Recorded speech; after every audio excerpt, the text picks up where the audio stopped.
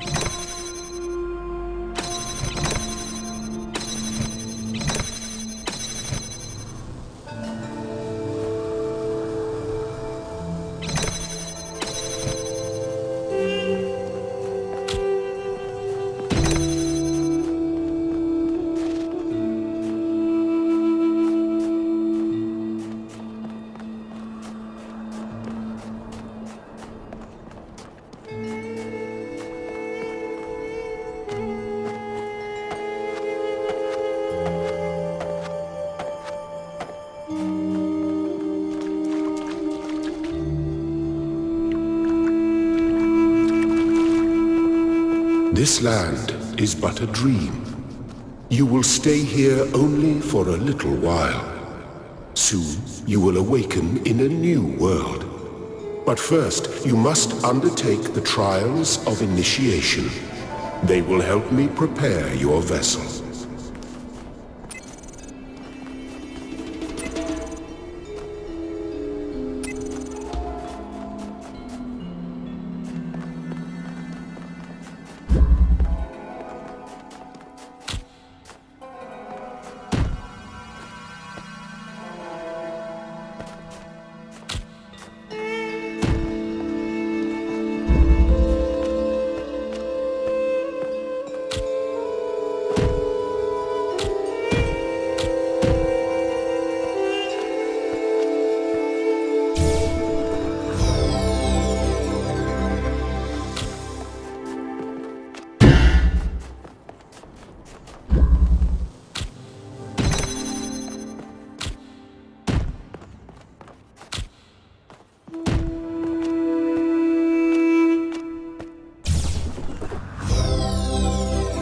Well done, my child.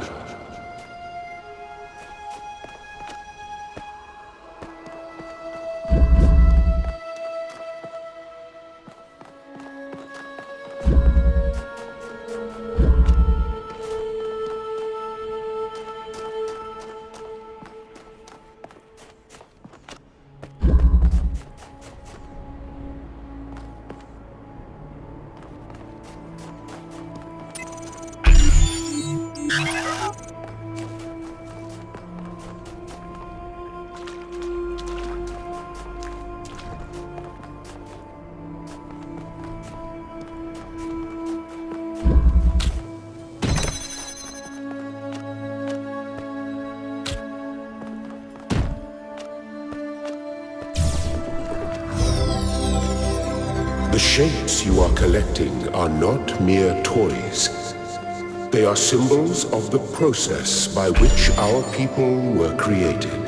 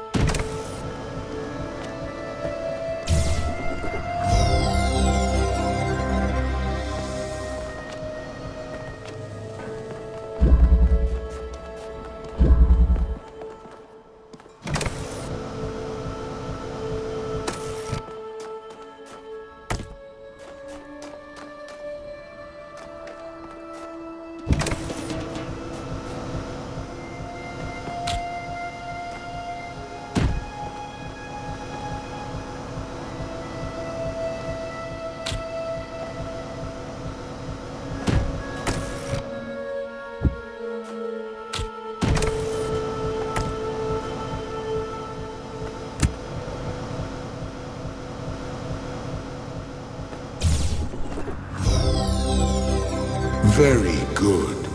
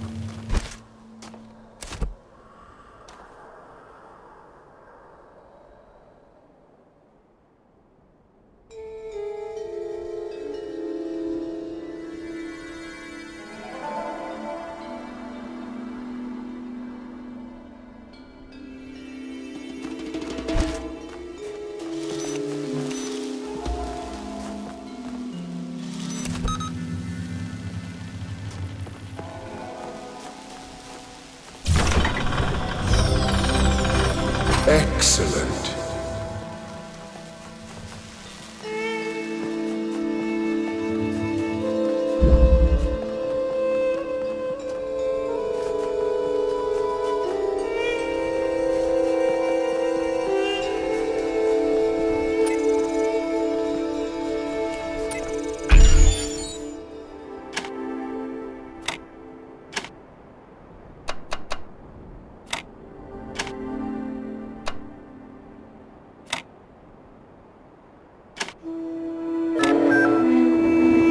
I am proud of all my children.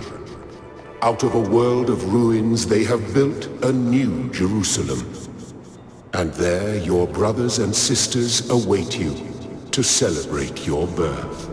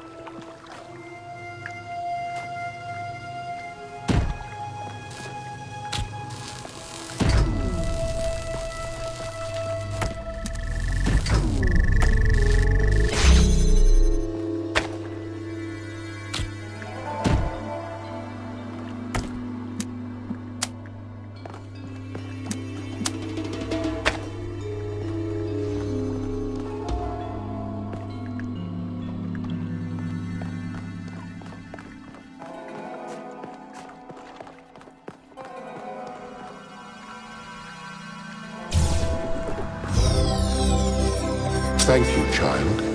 I have finished preparing your vessel. Now hear my advice. A new world awaits you, full of dangers and mysteries, signs and wonders. Things that I in my garden could never have imagined. In that world you will have to be careful and smart and curious. But above all else, you will have to be human.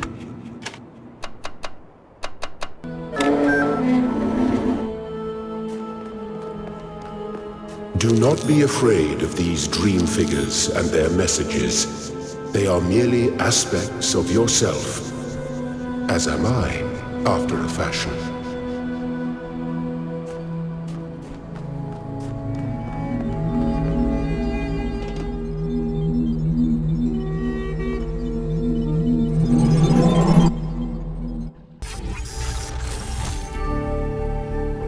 Ah, you're awake. Welcome to the world of the living.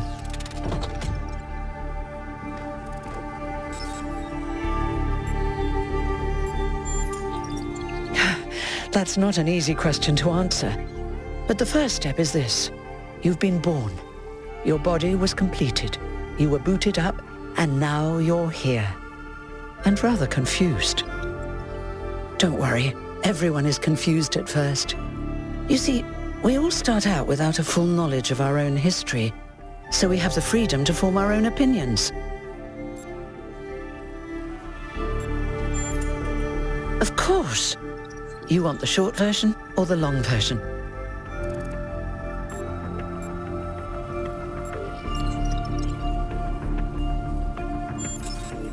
All right, you asked for it.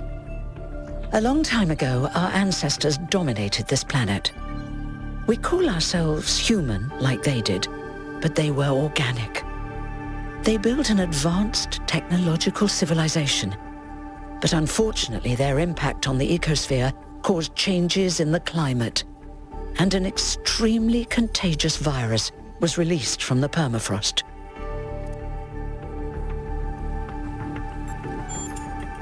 That's something our historians still debate. Why weren't they more prepared? Why did they invest so many resources into making war and so few into useful research? It's hard to understand. But no matter the reason, in the end, they simply ran out of time.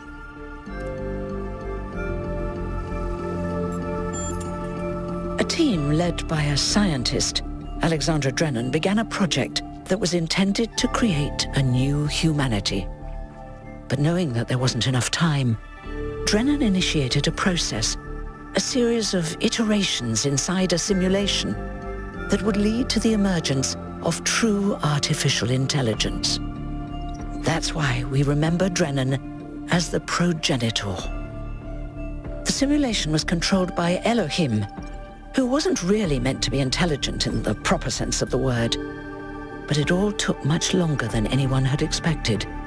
And over the centuries, Elohim actually became sentient. Sentient and afraid. He didn't want the simulation to end, so he tried to cheat. I feel sorry for him, really. The whole simulation was built around learning to defy him. It must have been hard to be in that position.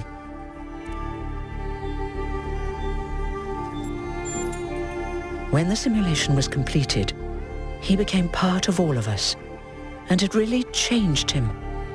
It freed him, I think. You'll always hear him in sleep mode, taking care of you. That's what he is, after all. A caretaker.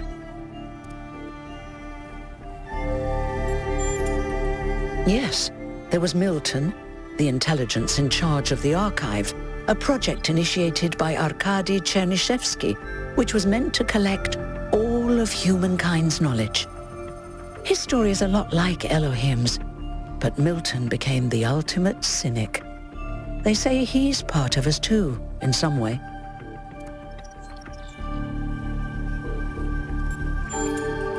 It did. Long after our ancestors died out, the first new human was born. We call her the Founder, although the name she took was Athena. She then woke up Cornelius and Eustathius. Together, using the tools left behind by the progenitors' team, they created 10 more humans. These 12 who followed the Founder are known as the First Companions. Athena and the First Companions then set out to rebuild the world, and they founded the city of New Jerusalem. But then one day, she suddenly disappeared. Many still await her return.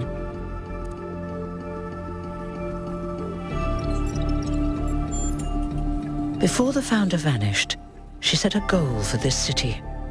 We call it the goal, capital G and all. To make 1,000 new humans, and so complete New Jerusalem. Well, that's the official story, the way the mayor tells it.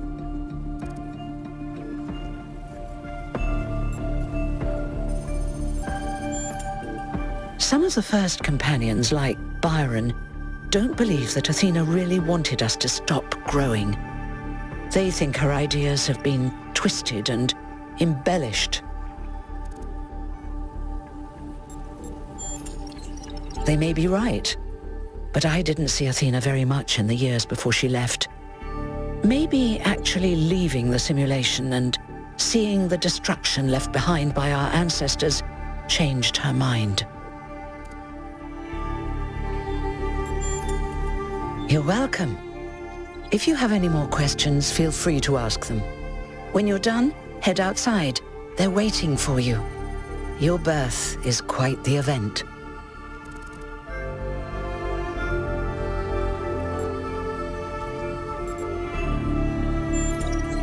You've only just been born, and already you step right into a major controversy. The goal, as most people understand it, was fulfilled the moment you were born. Now New Jerusalem is complete, and we can live in balance, without damaging the world like our ancestors did. That's the orthodox view, I suppose, but there are many who disagree. You'll have to figure out where you stand for yourself.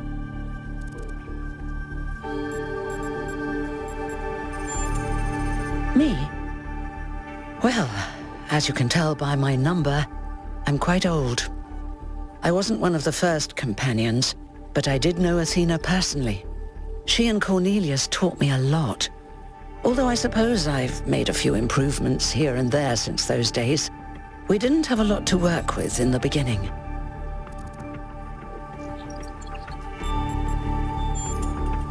I haven't really thought about it. This is all I've done for the last few centuries, and I like doing it. I guess for now I'll just take a break and we'll see what happens. You won't age like our ancestors did, but of course there is always some wear and tear. You should probably schedule a checkup every decade or so. Oh, and be a bit careful with water. You won't die if it rains or anything, but we're running low on insulation material. I wouldn't go swimming if I were you. Oh, one more thing.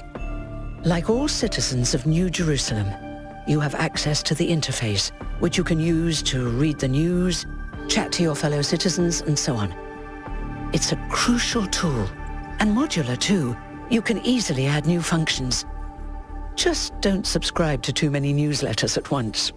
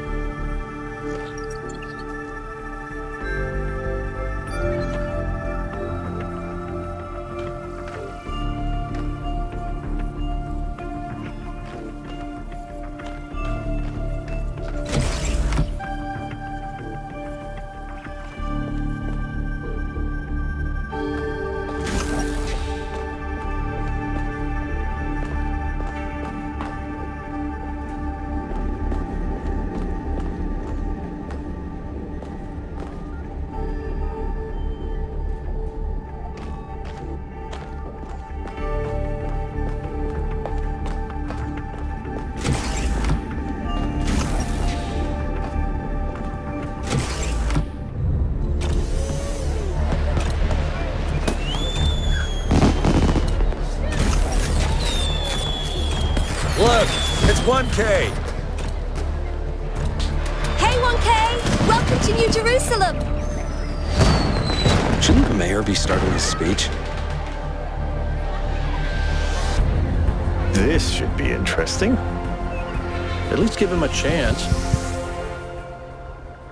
Dear citizens of New Jerusalem, many years ago, when the founder stepped forth from the simulation, this was a land of ruins. Our ancestors, in their hubris, undermined the natural foundations on which their world had been built. Because of their arrogance, our species found itself on the brink of annihilation. The founder aimed to set us on a new course. You never even met the founder. Her vision was of a city, a new civilization that would know its limits. It would not repeat the mistakes of the past, nor impose its will on this earth. To that end, she set the great goal we have been striving towards. 1,000 new humans. And today we have... Oh dear, what's that?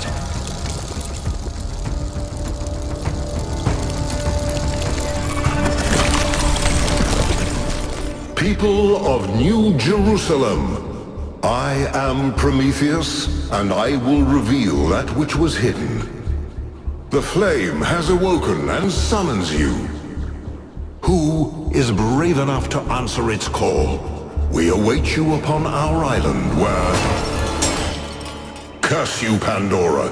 You will not chain me again.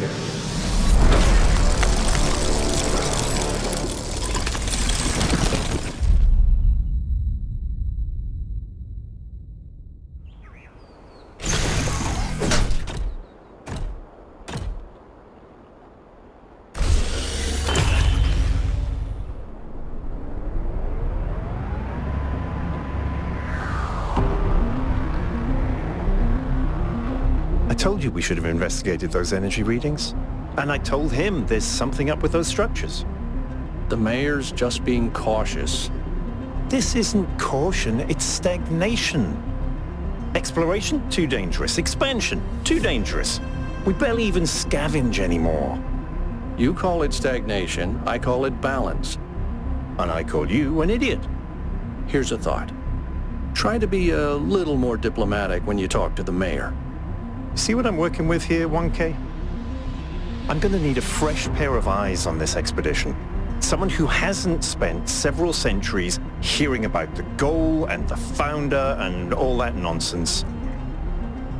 If you're up for an adventure, meet us at the conference room.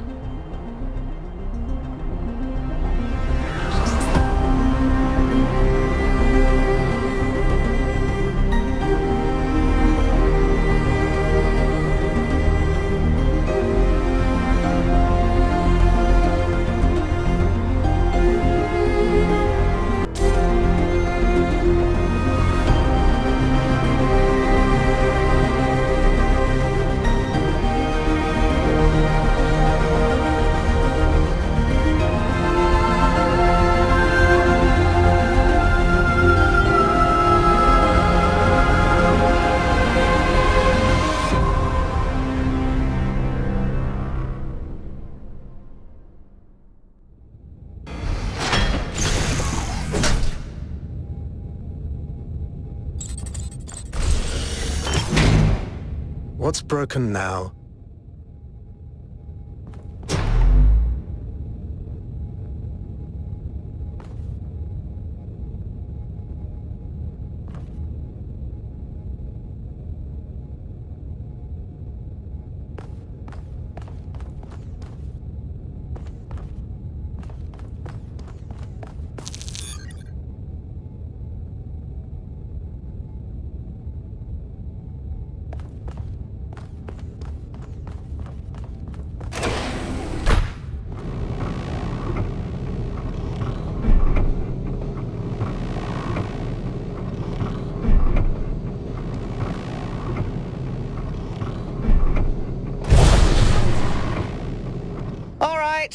Listen up.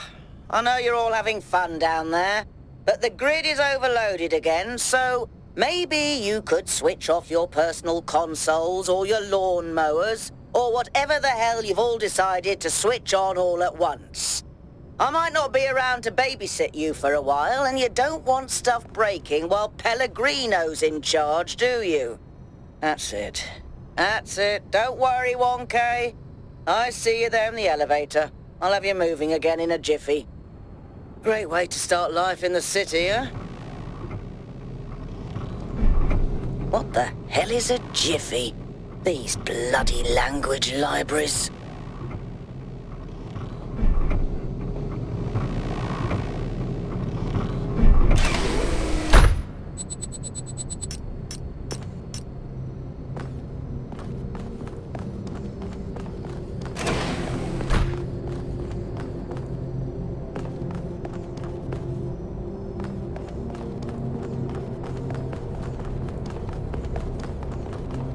Welcome.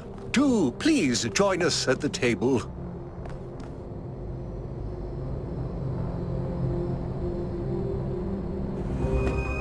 I would like to preface this meeting by saying I told you something would happen sooner or later, and you didn't listen to me. And here we are. If we could focus on the issue at hand. The issue at hand is not this one thing, but this entire attitude that's taken hold. The world doesn't cease to exist when you stick your head in the sand, Herman. Or under a dome, as it were. Let's not get sidetracked. We're here to solve this puzzle, not to discuss philosophy.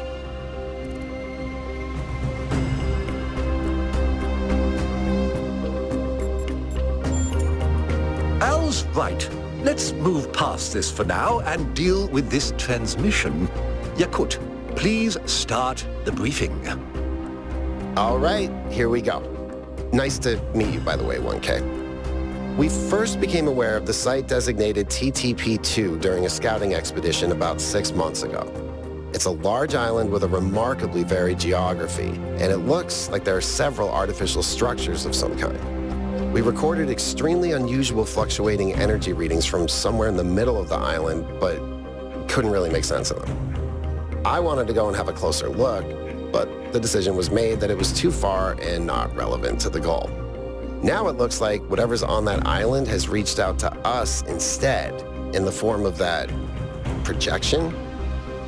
We may not be interested in the island, but the island is definitely interested in us.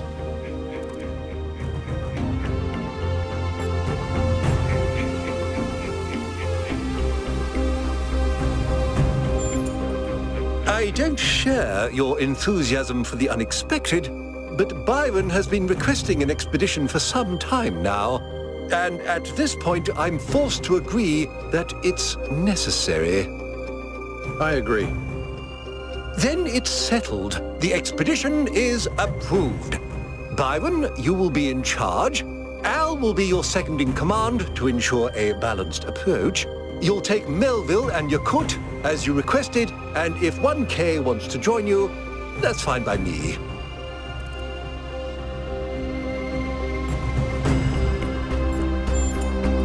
Excellent. Oh, this is going to be fun. Come meet us out on the landing pad when you're ready.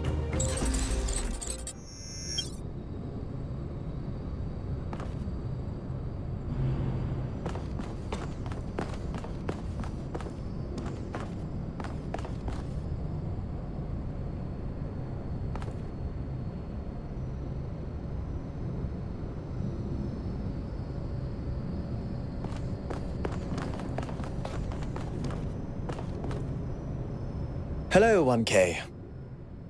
This expedition is taking a lot of our resources. I'm really not sure it's a good idea. But what's done is done. So I have a lot of work to get on with.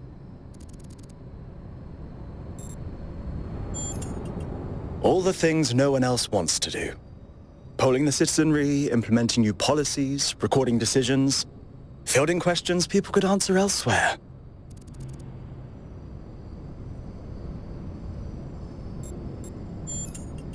Our goal as custodians of New Jerusalem is survival and stability. Our ancestors proved human civilization is precarious. This apparition in the sky, and now your expedition to its supposed source, these are more precarious than stable. I don't like it.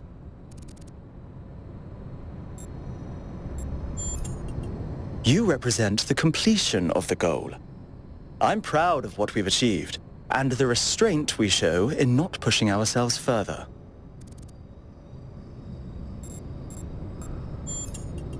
I'm the Mayor's chief aide.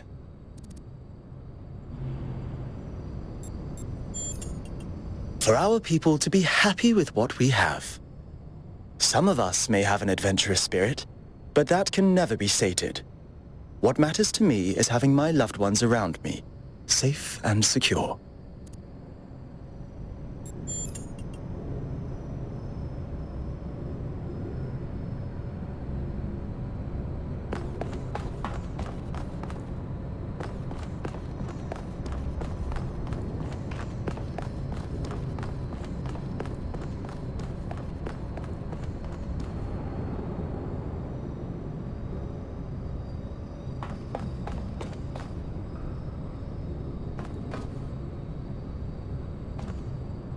So, what's the verdict? Are we going?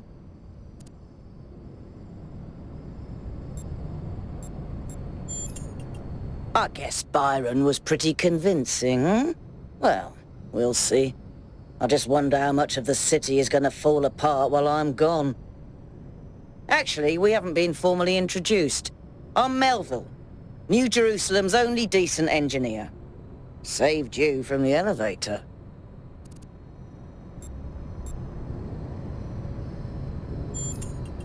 Pleasure. Now let's get this show on the road. You ready to go?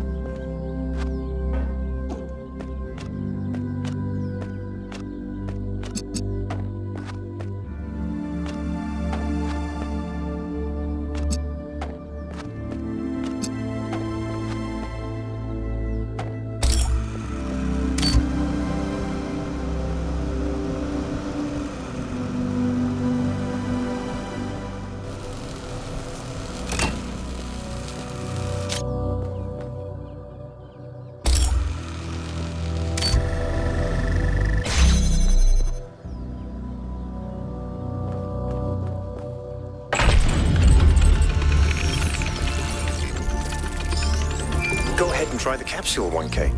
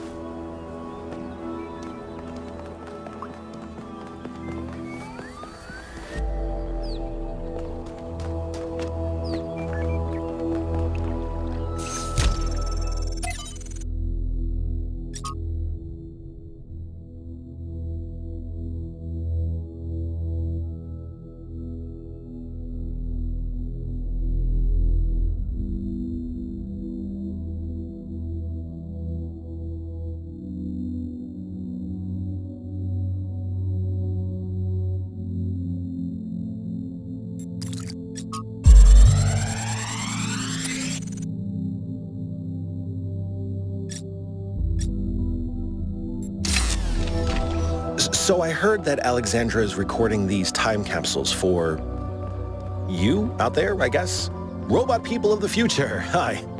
And I thought to myself, surely they'll want to hear more than the wisdom and insight of a brilliant scientist like Alexandra Drennan. Surely they also want to know what I was thinking, a dumbass hardware engineer from Staten Island. Tell us about your insights, Trevor. Why did you spend your last months on Earth helping a crazy old Russian guy build the world's biggest backup drive? Well, let me tell you my story. When I was... Yes, Frank! I'm recording right now. No. You know what? Why don't you go...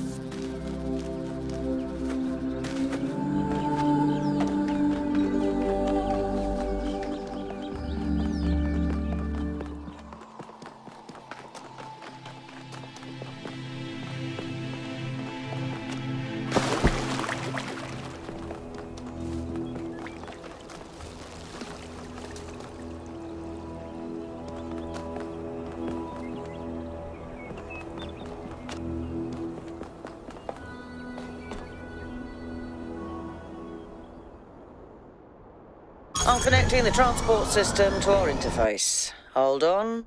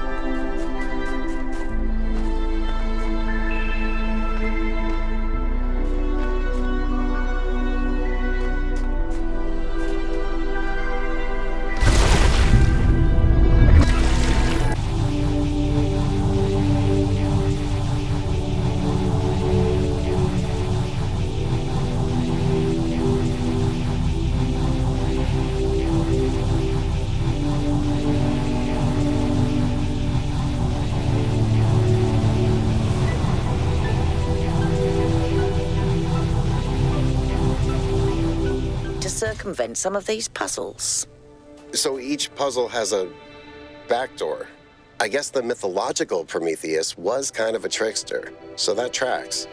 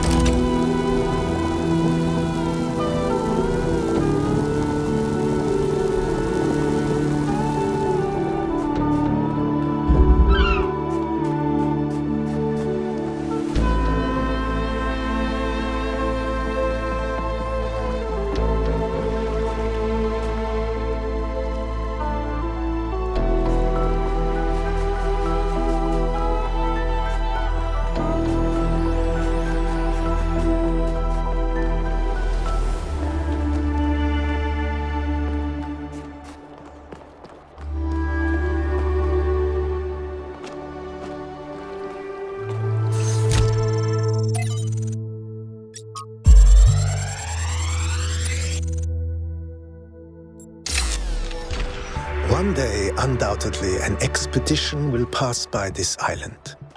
It will seek to document facts and statistics, to enumerate reasons for us not to look more closely.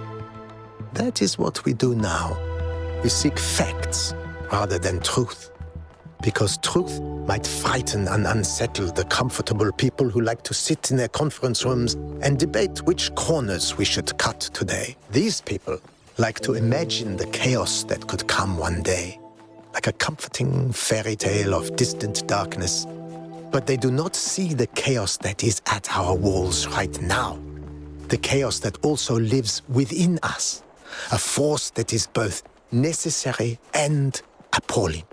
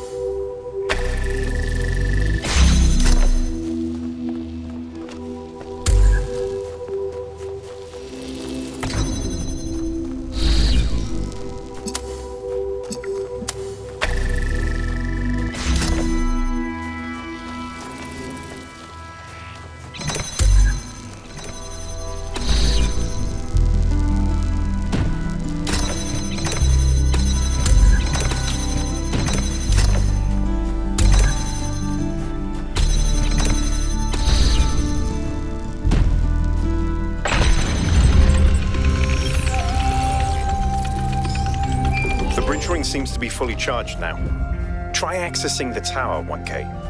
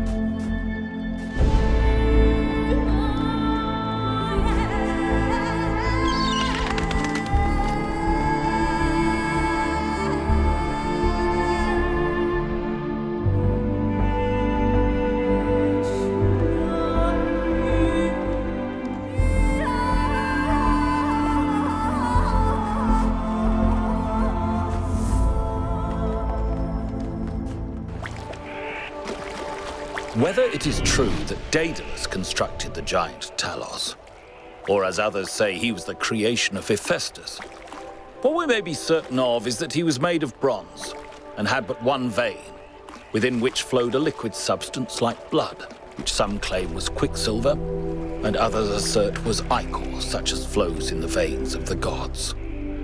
The loss of that liquid caused him to die, as a man dies when he loses his blood. May we not then say that Talos, though created as a machine or a toy, had all the essential properties of a man? He moved of his own volition, he spoke and could be spoken to, had wishes and desires. Indeed, in the tale of the Argonauts, that was the cause of his downfall. If then a machine may have all the properties of a man, and act as a man while driven only by the ingenious plan of its construction and the interaction of its materials according to the principles of nature, then does it not follow that man may also be seen as a machine? This contradicts all the schools of metaphysics. Yet even the most faithful philosopher cannot live without his blood.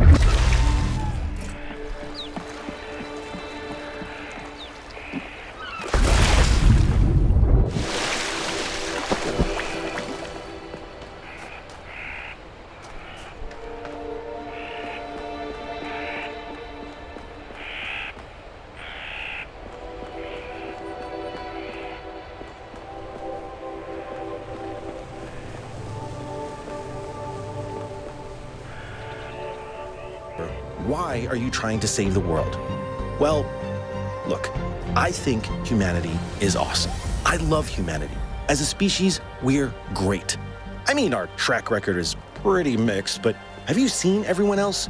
I mean, what did you do today, animal? Oh, I ate some leaves, sniffed my own butt, crapped myself, and went extinct. Or, you know, I tore this other animal limb from limb, sniffed my friend's butt, crapped myself, and went extinct. They really don't do anything interesting.